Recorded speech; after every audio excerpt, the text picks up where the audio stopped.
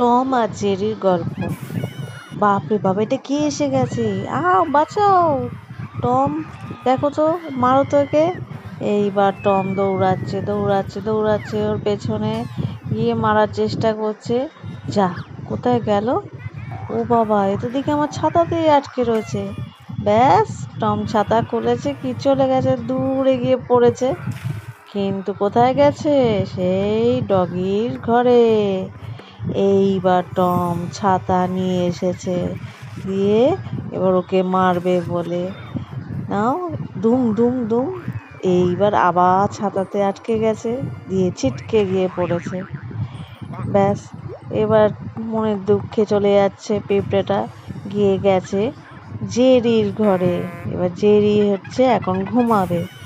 এই দেখে, কি রে, ওর পাশে ঘুমাচ্ছে সেই পিঁপড়েটা। এইবার টম আবার ছাতা দিয়ে এদিক ওদিক সেদিক করে মারার চেষ্টা করছে, কিন্তু কই গেল! ও মা, ও তো টমের মাথার উপর ঝুলছে।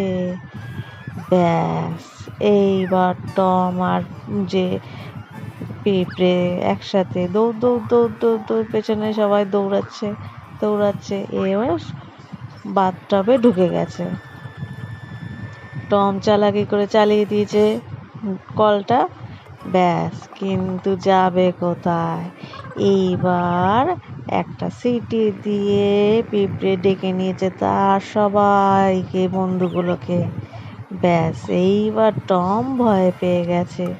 ওরে বাবা রে! এইবার টম বাড়ি ছেড়ে পালিয়ে গেছে। এবার ওর ছাতা নিয়ে বার করেছে, কিন্তু ব্যাস, আর পারলই না।